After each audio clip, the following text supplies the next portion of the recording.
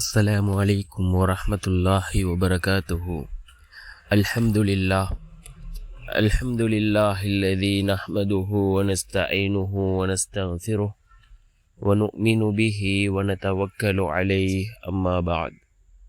அன்பிற்குரிய அல்லாஹ்வின் நல்லடியார்களே, அன்பு சகோதரர்களே, நாம் தொடர்ச்சியாக பார்த்து வரக்கூடிய துஆக்களினுடைய திக்ருகளினுடைய தொகுப்பில் இன்று நாம் பார்க்க இருக்கின்ற விடயம் என்னவென்றால், இன்றைய தினம் ஜும்ஆவுடைய நாளாக இருந்து கொண்டிருக்கின்றது. ஜும்ஆவுடைய நாள் அசருடைய தொழுகையை தொழுதுவிட்டு இந்த துஆவை 100 தடவைகள் ஓதுவோம். இந்த துஆவை ஓதினால் அல்லாஹ் ஒருபோதும் நம்மை கைவிட மாட்டான். அல்லாஹ்வினுடைய உதவிகளை நம்மிடம் கொண்டு வந்து சேர்க்கக்கூடிய மிகவும் சக்தி வாய்ந்த ஒரு துஆவை தான் நாம் இன்றைய வீடியோவில் பார்க்க இருக்கின்றோம். அன்பார்ந்த சகோதரர்களே, அல்லாஹ்வின் நல்லடியார்களே, நாம் இப்பொழுது ஜும்ஆவுடைய நாளை அடைந்திருக்கின்றோம். இந்த ஜும்ஆவுடைய நாளிற்கு ஏராளமான சிறப்புகளை ரசூலுல்லாஹி ஸல்லல்லாஹு அலைஹி வஸல்லம் அவர்கள் ஹதீஸ்களின் வாயிலாக நமக்கு அறிவிப்பு செய்திருக்கிறார்கள். சூரியன் உதிக்கக்கூடிய நாட்களிலே சிறந்த நாள் ஜும்ஆவுடைய நாள் என்பதாக அல்லாஹ்வினுடைய தூதர் ஸல்லல்லாஹு அலைஹி வஸல்லம் அவர்கள் கூறினார்கள். அதே போன்று இந்த ஜும்ஆவுடைய நாளில் ஒரு நேரம் இருக்கின்றது. அந்த நேரத்தில் நாம் கேட்கக்கூடிய துஆக்கள் அனைத்தும் அல்லாஹ்விடத்திலே கபூலாகும் என்று கூறினார்கள் அருமை நாயகம் ஸல்லல்லாஹு அலைஹி வஸல்லம் அவர்கள். அது எந்த நேரம் என்பது பற்றி இமாம்களுக்கிடையே பல கருத்து வேறுபாடுகள் இருந்தாலும் சில இமாம்கள் குறிப்பிடுகிறார்கள் ஃபஜ்ருக்கு பின்னால் உள்ள நேரம் என்பதாக. இன்னும் சில இமாம்கள் குறிப்பிடுகிறார்கள் ஜும்ஆவுடைய அந்த நேரம் என்பதாக. ஆனால் அதிகமான இமாம்களினுடைய கருத்து என்னவென்றால் அசருக்கு பின்னால் உள்ள நேரம், அசருக்கும் மக்ரிபுக்கும் இடைப்பட்ட ஒரு நாளினுடைய கடைசி நேரம். இந்த நேரத்தில் கேட்கக்கூடிய துஆக்கள் அல்லாஹ்விடத்திலே கபூலாகும் என்று இந்த ஹதீஸுக்கு அதிகமான இமாம்கள் தங்களுடைய கருத்துக்களை குறிப்பிடுகிறார்கள். எது எவ்வாறாக இருந்தாலும் இந்த எல்லா நேரங்களிலும் நாம் துஆக்களை கேட்போம். ஏதோ ஒரு நேரம் துஆக்கள் கபூலாகக்கூடிய நேரமாக இருக்கலாம். அந்த நேரத்தில் நம்முடைய துஆக்கள் நிச்சயமாக அல்லாஹ்விடத்தில் கபூலாகும். அதே போன்று துஆக்கள் கபூலாகக்கூடிய சில இடங்கள் நேரங்கள் இருக்கின்றது. அதிலே மிக முக்கியமானது தான் ஒவ்வொரு ஃபர்தான தொழுகைகளுக்கு பின்னும் நாம் கேட்கக்கூடிய துஆக்கள் அல்லாஹ்விடத்தில் கபூலாகும் என்று கூறினார்கள் அருமை நாயகம் ஸல்லல்லாஹு அலைஹி வஸல்லம் அவர்கள். அதே போன்று சுஜூதிலே நாம் கேட்கக்கூடிய துஆ, இந்த சுஜூதிலே நாம் கேட்கக்கூடிய துஆ அல்லாஹ்விடத்திலே கபூலாகும். ருக்கூவிலே கேட்கக்கூடிய துஆ கபூலாகும். ரசூலுல்லாஹி ஸல்லல்லாஹு அலைஹி வஸல்லம் அவர்கள் கூறினார்கள், நான் சுஜூதிலும் ருக்கூவிலும் துஆ கேட்பதை, அதாவது குர்ஆனினுடைய வசனங்களை ஓதுவதை விட்டும் நான் தடுக்கப்பட்டிருக்கின்றேன் என்று கூறினார்கள் அருமை நாயகம் ஸல்லல்லாஹு அலைஹி வஸல்லம் அவர்கள். இந்த 2 இடங்களிலும் குர்ஆனினுடைய வசனங்களை ஓதுவதை விட்டும் நான் தடுக்கப்பட்டிருக்கின்றேன்.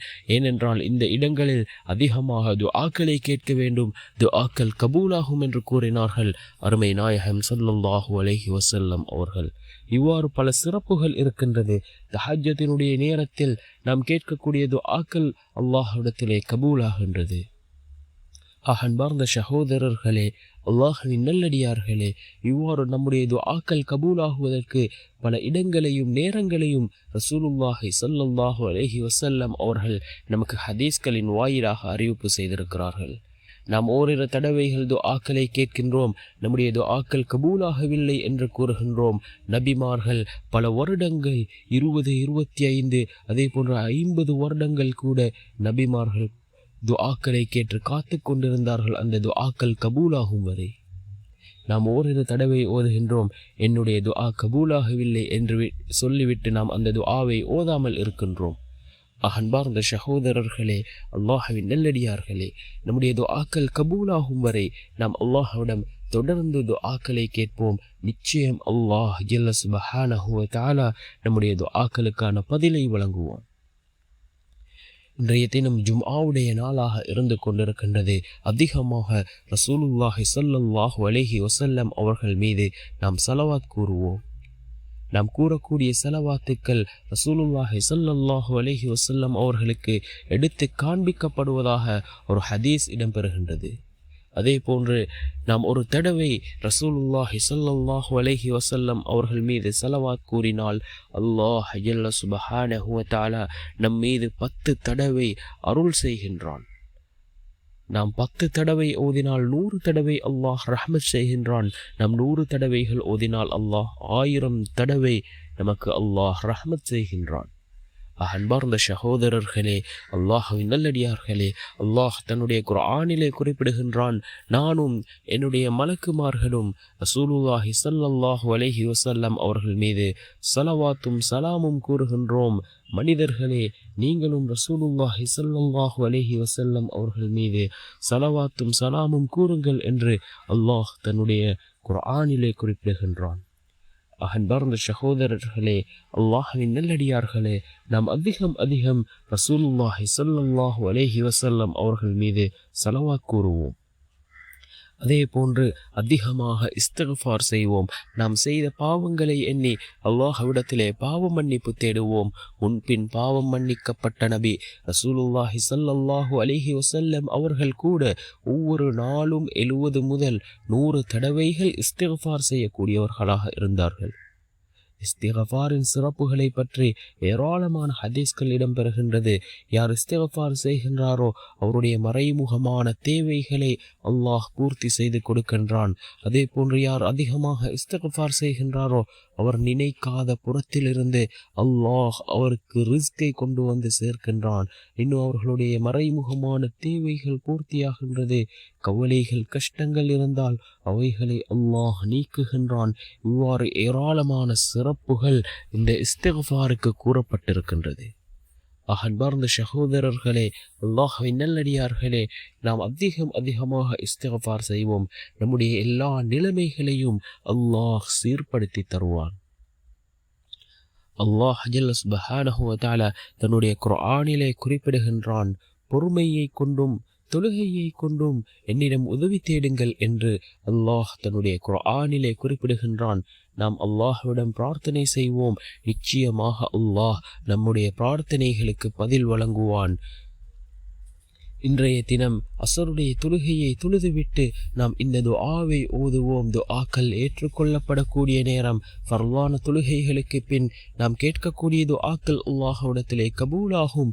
இந்த துஆவை 100 தடவை ஓதுவோம். அல்லாஹ் ஒரு போதும் நம்மை கைவிட மாட்டான்.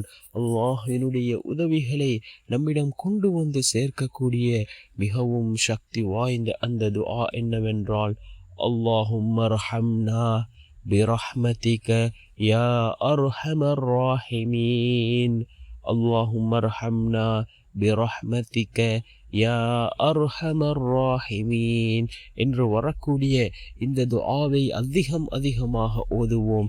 இந்த துஆவின் மூலமாக அல்லாஹ் ஜல் சுப்ஹானஹு வ தஆலா நம்முடைய வாழ்க்கையில் சிறந்ததொரு மாற்றத்தை அல்லாஹ் ஏற்படுத்தி தருவான். நம்முடைய எல்லா நிலைமைகளையும் அல்லாஹ் சீர்படுத்தி தருவான். வல்ல நாயன் நம் அனைவரின் பாவங்களையும் மன்னித்து உயர்ந்த ஜன்னத்துல் ஃபிர்தௌஸ் என்ற சுவனத்தில் நம் அனைவரையும் ஒன்று சேர்ப்பானாக. ஆமீன்.